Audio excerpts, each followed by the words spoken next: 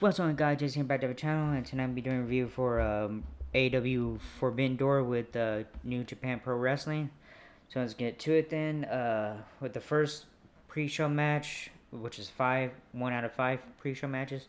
Serpentico versus Kyle Fletcher inside the arena as Cowboy Nitro McGinnis and Matt Menard welcome us, and at ringside as Serpentico's theme hits to bring out for our first match of the pre-show. Our next match is his opponent Kyle Fletcher. As he comes to the ring, we see footage of him losing the ROH TV title to Atlantis Jr. at the CMLL show at Arena, Mexico. The bout sounds official off running this one. Fletcher charges across the ring and blasts Serpentico with a big boot to his face. To the face. He follows up by going to work on him with kicks and stomps in the corner of the ring. Serpentico tries to fight back, but Fletcher overwhelms him with another onslaught, ending with a long stalled suplex. He hits a tombstone power driver, but decides against pinning him. He takes him up to the top rope and hits a stall buckle brainbuster for the pinfall victory. So winner is Kyle Fletcher. Alright, next match is Malachi Black and Brody King versus Isaiah Cassidy. Mark Quinn versus Gabe Kidd. Roderick Strong versus Tomohiro Ishii and Kyle O'Reilly. Alright, John Moxley versus Timothy Patch airs to kill a couple minutes, and then we return inside the UBS arena where the lights go out. The House of Black duo, the Kings of Black Throne, Malachi and Motor King make their way to the ring. Our next is Private Party duo of Orange Cassidy and Mark Quinn, followed by the Undisputed Kingdom team of Run Strong and Gabe Kidd. Finally, Kyle O'Reilly and Tomohiro Ishii make their way out. Bounce Sounds get this four-way tag team tilt officially off and running. Malachi Black and Kyle O'Reilly get things started as the first two legal men in the ring. They trade a variety of kicks before landing at the same time. A few times in a row, they hit the mat and the two trade submission attempts and reversals. O'Reilly hits a knee off the ropes and tags in Ishii. Ishii and Brody King go at it as the crowd goes ballistic. Clearly seeing the two big boys colliding is what they were waiting for in this one. After the others in the bout get a few moments to shine, it comes down to Pride Party and the Kings of the Black Throne trading high spots in the ring until King and Black get the pin. So winners are Malachi Black and Brody King. Alright, next match is Chris Statlander and Momo Wada B. Will Nigel and Tam Nakano or something. Mercedes, Spanish TVS versus blah blah blah, kill Colt Mins. Then return inside the UBS arena where Soke Hadley self-introduces his team of Chris Statlander and Momo Wada B. Alright, after they settle inside the square circle, the upbeat, catchy entrance tune for Willow Nightingale hits out. She comes accompanied by her partner for this women's tag team bout. Tam Nakano are all four are ready to rock and roll, and then the bell sounds to get this one official off and running. Nightingale starts things off and calls for Statlander to do the same, but when she won't, Nightingale tags in Nakano. When she does that, suddenly Statlander is willing to tag in, and she does, starting things off with Nakano. She takes Nakano down and hits a double biceps pose. Will finally tags in, so Chris quickly tags out. Hathaway distracts the referee, allowing Welby to take over on offense for her team. She tags Statlander back in, who picks up where she left off, taking it to Nakano. Things build until Nightingale finally gets the hot tag. Come on. Alright. For the first time, she gets her hands on her former friend turned rival Statlander. Statlander eats some shots from Willow, then quickly tags back out, which brings Wannabe in to endure more punishment from Nightingale. She ends up taking over, and Statlander tags in. Statlander picks the bones of the already beaten down Willow until Nakano tags back in Nightingale, and Nakano go for the Doomsday device off the ropes, but it is countered. Nightingale ends up hitting an avalanche Death Valley driver off the ropes for a super close near fall attempt. Wannabe hits a modified Styles Clash for a super close near fall of her own on Will moments later. Will fights back and hits a pounce on Wannabe before clotheslining Statlander over the top rope. Nightingale splashes onto Chris on the floor after tagging Nakano in. Nakano hits a hammerlock German suplex into a bridge for the pinfall victory. So winners are Will Nightingale and Tam Nakano. Alright, next match is the Owen Hart Foundation Women's Tournament. Saraya versus Mariah May. They show a video package after this. Zero matching the evening theme for Mariah May hits Out She Comes, accompanied by Thomas Tony Storm and Luther the Butler. After she settles inside the square circle, her music dies down. The entrance tune for her opponent for this Owen Hart Foundation Women's Tournament tail plays next. Out comes Soraya, accompanied by Harley Cameron. The bell sounds and Fisher off and running with this one. We see some basic back and forth action, with Soraya largely in the offensive driver's seat throughout. Hikaru Shida is shown watching on backstage. Harley hops on the apron for a distraction, but Storm comes over and beats her down. May is distracted by this and almost finished off by Soraya, but she gets her hand on the rope just in time before the count of three. May then gets a roll up out of nowhere for the win. She will now move on to face Shida in the semifinals. Mina Shirakawa comes out of nowhere, out of celebrate with May and has a pull apart with Storm. So winner and advancing in the Owen Hart Foundation Women's Tournament, Mariah May. Alright, next match is Yoda, Chushi Titan, and Hiro Takahashi versus Penta El Metal, Ray Phoenix, and Mystico. The Thomas Tony Star versus Marina Big Package. We return from inside the UBS arena where Hiro Takahashi, Titan, and Yoda Toshi come out together to the ring. Takahashi has a mystical mask with him. After they sell inside the ring for our final 0-hour pre-show match of the evening. Before we switch over to the pay-per-view portion of the event, the music dies out and the Lucha Brothers theme hits. Out comes Penta El Metal and Ray Phoenix. They stop halfway down and Mystico's theme hits. Mystico catches up with Penta and Phoenix, and the three head to the ring for what should be an excellent trios match to close out tonight's pre-show. Once all six are in, the bell sounds and we get this one. Fisher Alvaroni, AEW, CML, and NJPW are all featuring this one. Fans chant holy shit before anything happens. Phoenix and Titan kick things off for respective teams. After they brawl briefly, we see a series of tags and hot spots. They bring everyone in the building to their feet. Multiple wild spots. Listen, this is awesome chants. Things wrap up, then Penta hits a Fear Factor with Phoenix hitting a stomp off the top at the same time. Mystico follows up with his armbar for the win. An excellent pre-show main event. Excalibur and Nigel McGuinness run down the lineup for the pay-per-view in the match. Graphics flash across the screen, and then the pre-show wraps up shortly after. So winners are Penta El Metal, Ray Phoenix, and Mystico. Alright, now we get to the first match on the main card. Alright, Hechero versus MJF. This was kind of a quick match. The Kodami Patriarchs gets we shoot back inside the arena. Where Excalibur, Nigel McGuinness, and Taz welcome us to the show. The theme for Hechero hits. Out comes the big masked man to kick things off with our first pay-per-view match of the evening. After he sells inside the square circle, we get a slight delay, and then the familiar sounds of MJF's entrance tune hits. Out comes Maxwell Jacob Freeman to an absolute explosive crowd reaction from his hometown. Fans here in the Long Island area. MJF takes a page out of Cody Rhodes' book and hops on some fans for a quick crowd surf. He didn't really move though. Inside the ring, MJF soaks up the hometown atmosphere some more.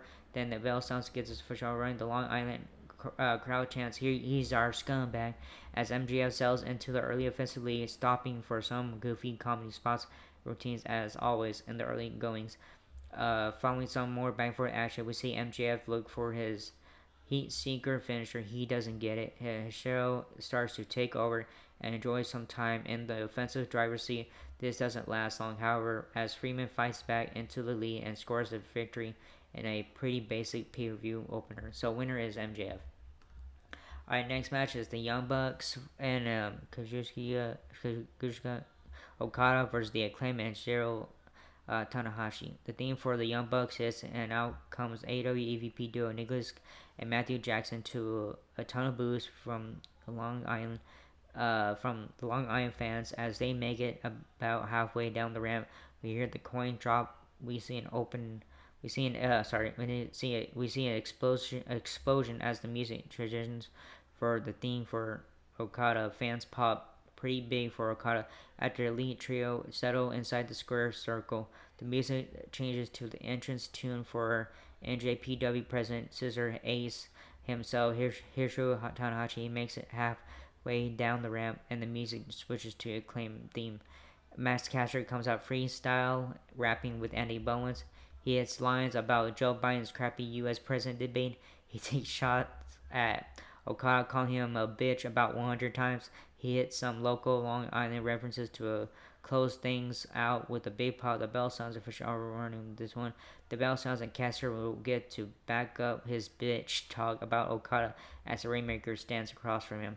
The two began to mix it up with Okada taking a cheap shot swipe to start things off. Caster plays to the crowd and tags in Tanahashi. He and Okada stare each other down, and fans get nostalgic with loud "holy shit" chants. Just off that alone, Okada looks like he's getting serious and ready for business, but then quickly scrambles over and tags in Jackson. A few minutes later, we see Bowens and Caster take over and hit their rival and Mike drop combo finisher, but when Tanahashi goes to follow up, the Young Bucks stop him moments later, and Okada hits his Rainmaker finisher for the victory. After the match, Daddy Ass runs out to prevent anything further from happening. So winners are the Young Bucks and Tanahashi Okada. Alright, next match is the Owen Hart Foundation Men's Tournament. Bryan Danielson versus Shingo Takagi. I'm sorry, I always suck at names.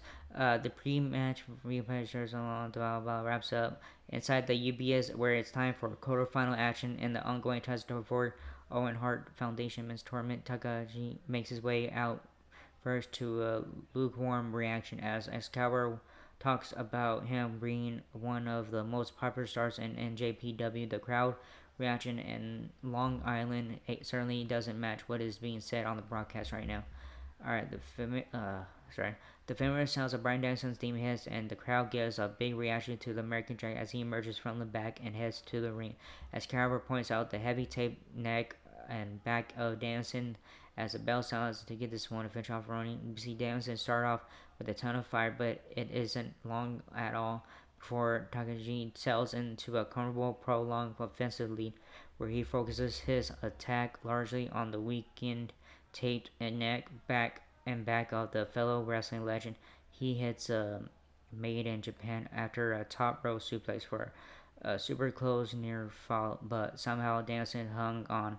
Danielson fires up for an offensive comeback. After that, he has Takagi dead to rights and riles the crowd up while stalking him for a running knee, which he connects with a full blast. He goes for a cover, yet somehow Takagi keeps this one alive, but kicking out at 2.5. Danielson holds Takagi's hand and stomps the hell out of him before transitioning into a triangle choke submission attempt. Takagi muscles him up in an attempt to power up out of the hole, but Danielson transitions into a tight armbar and Takagi taps out. Danielson advances in the turning where he faces Pac in the semifinals on Wednesday's Dynamite. So winner and advancing in the Owen Hart Foundation's men's tournament, Bryan Danielson. Alright, next match is AEW Women's World Championship. Time is Tony Storm, who is a champion, versus Mina Shirakawa. It's time for our first championship match of the evening as a pre-match video players to lean out the story.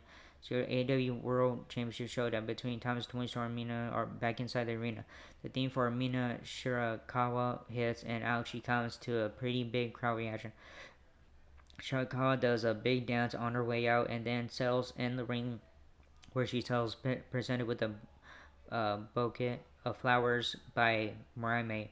which, as Skyward points out on the broadcast, is tradition in Japan. Yep. The screen goes black and white, and out comes reigning defending AEW Women's World Champion Thomas Toni Storm. She comes out with a special America the Beautiful entrance, complete with the Statue of Liberty ring entrance gear and handled torch, which is on fire. The champion and challenger are in the ring and ready to rock and roll. May presents Storm with her flowers. The bell sounds and fresh off running. This one, after some basic back and forth action, we see Shirakawa takes early offensive lead. She dominates the action, focusing on the majority of her attack on the knee and leg of the champ on the floor. She stops and plays to Mariah a few times, and in the end, Storm manages to get the win. Mariah looks unsure how to react. Afterwards, Storm and Shirakawa shake hands. They do a big dramatic hug, and Storm's theme plays again. Mariah looks relieved and then leads a three-way kiss between all of them, which elicits standing over from everyone long line, including Nigel McGuinness, who stands up from his spot on commentary to applaud the lip lock funny stuff. So winner and still AEW Women's World Champion Thomas Toni Storm. Yeah, he was crying when he was clapping, so it was funny. Alright, next match is Zack Sabre Jr. versus Orange Cassidy. The pre-match for our next match thinking after the match wraps up inside the UBS arena where Zack Sabre Jr. makes his way to the ring. He sells inside, and then we hear the familiar sounds of Orange Cassidy's theme music as the freshly squeezed one makes his way out to a big pile of the bell sounds, which are running this one. Sabre Jr. takes the early lead, bringing the action down to the mat, where he controls Cassidy with his great grappling and submission technical wrestling style of offense. He pumps up to do Cassidy's own wimpy kick routine to him before laying him in some stiff ones. He slaps Cassidy across the face, which makes him up and angers him. Cassidy hits a dragon screw on the knee of Sabre Jr., which helps him take over on the fence for the first time in the bout. He hits a stun dog millionaire, but can't finish off Sabre Jr. Afterwards, he sets him up for the orange punch, but Sabre Jr. counters and bends up the wrist of the freshly squeezed one. Fans chant, "You sick fuck," at Sabre Jr. as he blatantly snaps the wrist of Cassidy once again. He has a large percentage of the audience envisioning a modern-day Zack Sabre Jr. versus Pete Dunne as he attacks and bends at the fingers of Cassidy. Cassidy hits Beach Break out of nowhere to slow down ZJ's momentum. Cassidy takes over again and goes for a pin with his hands in his pockets and a bridge attempt, but only gets two. Fans chant, "This is awesome," as Sabre Jr. takes over again. Cassidy slaps a mouse trap on Sabre Jr., who quickly counters into an incredibly painful looking arm and leg submission, which forces the tap. Sabre Jr. gets the win. So winner, Zack Sabre Jr. Alright, Chris Jericho, Big Bill, and Jeff Cobb versus Samoa Joe, Kajori, Shibata, and Hook. It's time for trios action as a pre-match video package airs to show the events of leading up to blah blah blah. Sorry, catch my breath to take on blah blah. Okay, they're trying the video. Talking about Samoa Joe's theme hits inside the UBS arena, and fans chant "Joe, Joe, Joe" as the former AEW World Champion emerges with his white towel over his neck. As always, his music dies down. The theme for Kajori Shibata hits. Out comes the wrestler with his trademark red towel over his neck. As always, finally we hear the sounds of Action Bronson. We see the bat symbol spotlight shining bright inside the UBS arena as Hook emerges without any towel over his neck, despite being Taz's son. Go figure. Okay, Jeff Cobb emerges first from the opposition, followed by his partners from the Learning Tree. The longest reign for the world champion of all time, Chris Jericho, and his sidekick, Big Bill. The bell sounds official on running this one. Fans immediately chant, "Please retire," at Jericho. He grabs a mic and proclaims to be from Long Island, so he's their hometown hero. Thanks, guys. Thanks, guys. Big Bill and Shibata keep things out for the respective teams. We see both men. We see both teams enjoy some comfortable time in the offensive control before we work towards the Finish. Allow you still got it, and no, you don't. Dueling chants spread like wildfire throughout the UBS arena after Jericho attempts a blatant low blow for the win, only for it to backfire on him. Hook hits suplexes on everything that moves, but walks right into a code breaker from Jericho for a close 2 count. Hook and Shibata get chokes on at the same time. Hook hits a throw as Shibata keeps his choke on the corner. Joe gets a choke on as well. Jericho ends up walking into a Judas effect from Hook for this pinfall as the learning tree is defeated with his own move. So winners Samoa Joe, Kajori, Shibata, and Hook. Alright, next match is TNT Championship ladder match. Mark Briscoe versus Konosuke Takeshita versus Jack Perry versus Dante Martin versus Leo Rush versus El Fantasma. Alright, so Reach for the Sky, boy hits, and out comes ROH World Champion Mark Briscoe first to the ring for this highly anticipated high stakes ladder match for the vacant TNT Championship. That formal I don't know, sorry, championship. It might sorry, camera messed up.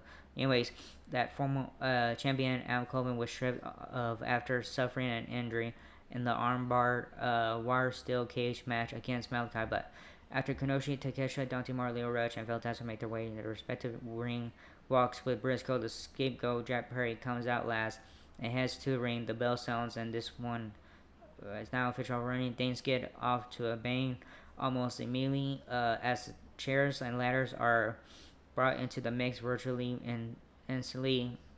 We see some early high spots and then things build to Briscoe hitting an explosive running dive splash onto a ladder on the floor. The crowd goes berserk for that, and then Briscoe takes over again. A ladder bridge is set up across the top rungs of the ladder under the belt. Perry is nearly about to win when El Fantasma runs across the ladder bridge to stop him. One by one, we see everyone head over and get launched off with high spots off the ladder, including one giving Perry a titty twister from hell for a big pop. Dante Martin's bump off the ladder resulted in him immediately clutching his knee and yelling in pain as the commentators speculate if he just injured himself as soon after returning from his previous brutal leg injury. The action resumes with Briscoe setting up a ladder on the hard part of the ring apron outside of the ring ropes. He goes to leap off for a high spot to the floor on the table, but it doesn't break. Ouch. Back in the ring, Takeshita hits a powerbomb on Rush on the ladder in the corner. Ouch. Takeshita also hits a blue Thunderbomb bomb onto El Fantasma on 2 tables on the floor, which is insane. Back in the ring, Jack Perry starts to pick the bones of what is left, blasting anything that moves with a steel chair. Most notably, Briscoe, the scapegoat, begins his climb up the ladder, and with no one to stop him, he is able to unhook the TNT Championship title belt. We have a brand new TNT champion, and his name is Jack Perry. Excellent match. That was a good match. That sucks. No, I didn't bleed. So winner and winner and new TNT champion, the scapegoat Jack Perry. Alright, next match is TBS and JPW Strong Women's Championships. Mercedes Moné, who is a champion, versus Stephanie Valkyrie, who is also a champion. It's time for the champion versus champion showdown between the TBS of AEW and NJPW Strong Women's Champion as a pre-match video package airs to tell the story of Hypens and blah blah blah. Alright, video package wraps on the theme for Valkyrie hits outcomes the reigning NJPW Strong Women's Champion for this winner and take all high stakes co-main event matchup. She comes to the ring with multiple titles on her as she also holds championships in CML. Out next with the elaborate fireworks filled ring entrance is the CEO herself, Mrs. Creative Control Mercedes Moné. The bell sounds for official run this one.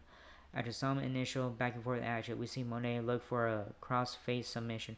Valkyria avoids it and gets her knees on each side of Monet's head, where she proceeds to thrust forward, repeatedly bashing Monet's dome into the mat. Monet takes over again from there multiple times, looking for her Monet Maker finisher, only to come up short.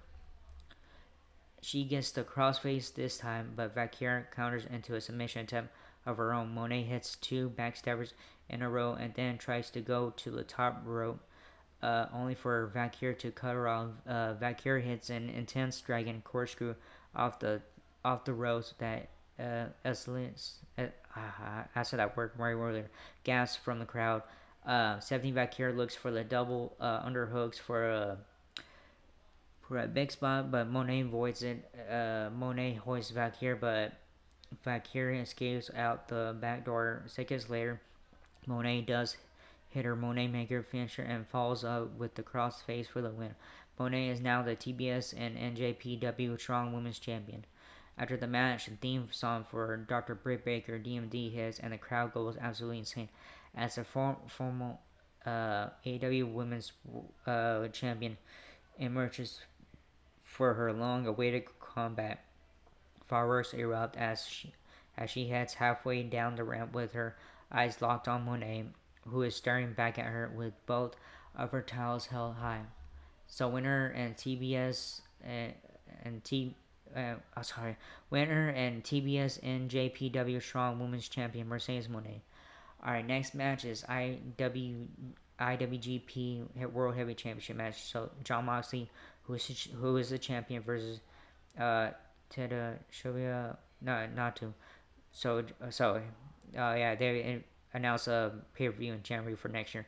So here we go. January 5th, 2025 at the Tokyo Dome in Japan is when the AEW Wrestle Dream pay-per-view will take place, as we learn in the video package that premieres before the next title of the evening. Now the story play is telling the events leading up to the IWGP title match between Jon Moxley and Tanahashi Natu. After video backdrop, we hear Jim Ross taking his seat alongside Excalibur and Taz for this our co-main event of the evening. The theme for Natu hits. Out comes the Japanese legend for our second to last match of the evening. He settles in the ring, and then the Death Rider and JPW theme for Jon Moxley, Not Wild Thing, plays to bring on the reigning defending IWGP World Heavyweight Champion, fans chant Moxley, as a Blackpool Combat Club member makes his custom entrance through the crowd to the ring. The bell sounds, official off running with our 14th match of the evening. That's not a typo. You read that correctly. Brawling style start to this one. Mox starts to settle into a lengthy run in the offensively. He hits a big DDT for a close near fall. He goes to the top and hits a high angle backdrop off the middle rope. Shortly after, Nato takes over control of things. He stops Mox as he was climbing backwards to the top rope when with one hard shove sends him flying over the ring post, where he crashes and burns violently on the floor at ringside. Oh shit. Hold on. At ringside? Okay. Nato then tears the foam padding off the barricade and tries for a solid few seconds using it as a weapon. No, seriously, Mox starts to fight back and hitting a big power bomb for a close to count as the steel chair is brought into the mix in the ring. As Mox starts to take over, Nato goes over the top with his finisher for the pinfall victory with the win. He is your new IWGP World Heavyweight Champion. So winner and new IWGP World Heavyweight Champion Tetsuya Natu. Alright, main event. So here we go. AEW World Heavyweight Championship match. Swerve Strickland, who is a champion, versus Will Ospreay, who is also a champion. It's main event finally. So here we go. This is the 10th match of the evening. As the clock strikes 11:25 p.m. Well, here where I'm at, it started at 10:25. The main event, the preview that tells the story leading up to blah blah blah. Wraps up. We return inside the UBS arena. A cool pre-entrance video montage plays with various NJPW footage of Justin Thunder Leisure and many, or Elijah, how you want to say it, many others, with which the commentators point out were influential, game-changing type performers, just like the man whose theme hits after it wraps up. Will Ospreay, the AEW National Champion, emerges and heads to the ring to a big rock star crowd reaction. The music wraps up, and then we hear the sounds of an unfamiliar voice. Unless you're a hardcore hip hop head, in which case you immediately recognize it. Dipset's own Jim Jones comes out, and the crowd pops surprisingly big as he does a pre-entrance mic routine to bring out the AEW World Champion. Prince Nana comes out and does his goofy ass but always entertaining dance. Swerve Strickland follows after that, and they head to the square circle looking opposite. The final pre-match ring introductions are in the rearview mirror, and now the bell sounds to get this one official for running its main event time in Elmont, New York. Jim Ross points out on commentary hilariously that Jim Jones tried jumping the guardrail in fancy fashion to get to his seat, but slipped and busted his ass. That's so funny. That's so awesome. God bless good old JR. The two lock up and Swerve muscles Ospreay into the corner, and he gives him a clean break, but rubs him the wrong way with his reaction. So Ospreay blasts him with a stiff forearm. Ospreay picks up speed and hits the ropes and ropes back and forth, leaping and sideways with his legs around the dome of the champ. But Swerve flips and lands on his feet. He plays that up a bit and then re-engages, with each going for a kill shot but missing by inches. They stop and square off as the fans roar and the commentators put over the cool moment. Ospreay and Swerve trade shots. Swerve grounds Ospreay and gets ready to head to the top, but when he does, he turns and noses Ospreay kip up to feet in one swift motion. Ospreay waves Swerve on, who stops and smirks before blasting him in the jaw with a big kick. Ospreay big boots Swerve to the floor and plays to the crowd before hitting the ropes and diving out for a big splash. The aerial assassin hits a big drive-by on the floor, Roman Reigns style, and says something directly into the camera before going back to work on the AEW World Champion. In the middle of the ring on the floor, Ospreay hits a crazy standing hurricanrana off the barricade. Back in the ring, he goes for the cover, but only gets two. Swerve takes over and again locks Ospreay in the armbar. The AEW National Champion escapes and starts to fire up on the fence, picking up the speed in the match and bringing the crowd to life in a big way. After several close back and forth high spots and near fall attempts, Ospreay hits a hidden blade out of nowhere. Another hidden blade takes out the referee. Ospreay has Strickland dead to rights with the ref down. Don Callis enters the ring with a screwdriver. Prince Nana heads over and shoves Callis down on his butt. Ospreay grounds Nana and has a screwdriver up his neck. He stops himself. Strickland blasts Ospreay and lays him out. He climbs up and hits a Swerve stomp. Out comes another ref for the count, but Ospreay kicks out. Swerve blasts Ospreay with a house call from behind for an even closer 2 count. Good God, they're gonna fight till Monday, says Jim Ross on commentary. Well, yeah, literally, Jimbo. It's 3 minutes away. Ospreay is still down and trying to recover, and Swerve surveys the situation. He takes out Ospreay with another house call and then hoists him up and blasts. If my camera, I'm sorry, I'm moving too much. And then hoists him up and blasts, and plants him for the pinfall victory. With the win, Swerve Strickland is still your AEW World Champion. Excellent main event to end up a super long show. Medics come out to check on Ospreay Edwards, but he's okay. Swerve shows him respect. That's how the show goes out there and stuff. But that was a good show tonight. So long but good. So there was 5 matches on the pre-show. Pretty sure it was the last minute thing because I saw it was 4, but not really. So it's 5. Then there's 10 matches on the main card.